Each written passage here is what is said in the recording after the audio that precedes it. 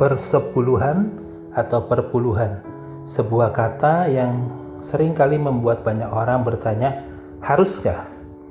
Mari kita lihat cerita dari persepuluhan ini.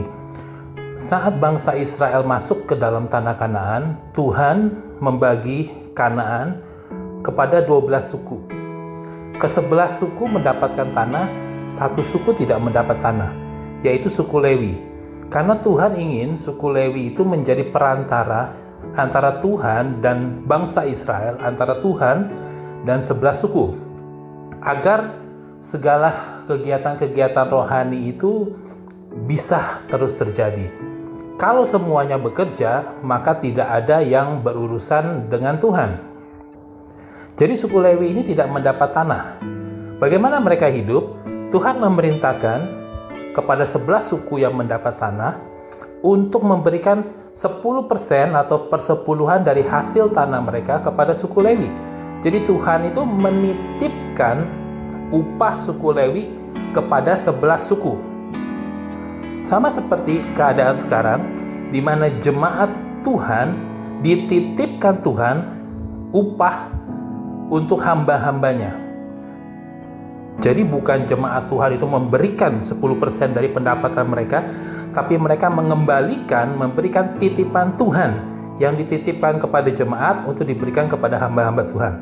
Nah, apa yang diterima oleh si pemberi persepuluhan? Ingat, Tuhan itu memberkati secara rohani, ada jalurnya.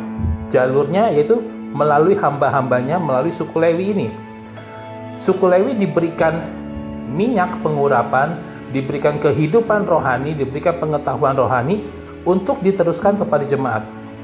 Di dalam Mazmur 133 ayat 2 dikatakan, seperti minyak di kepala Harun yang kejanggut dan jubahnya turun. Artinya jemaat yang memberikan persepuluhan itu seperti membuat saluran atau jalur kepada hamba-hamba Tuhan itu, supaya jalur itu dipakai untuk mengalir minyak pengurapan yang daripada Tuhan, kehidupan rohani yang daripada Tuhan. Jadi ada suatu jalur di mana Tuhan memberkati secara rohani kepada hamba-hambanya, dan hamba-hambanya memberkati kepada jemaatnya, dan jemaat memberikan kepada hamba-hambanya upah secara materi atau titipan Tuhan tadi. Nah, kenapa orang banyak sekali yang hidup kerohaniannya tidak baik?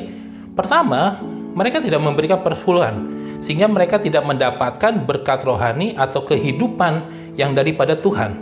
Yang kedua, mereka memberikan persepuluhan kepada pribadi yang salah, pribadi di mana di atas mereka tidak ada minyak Tuhan.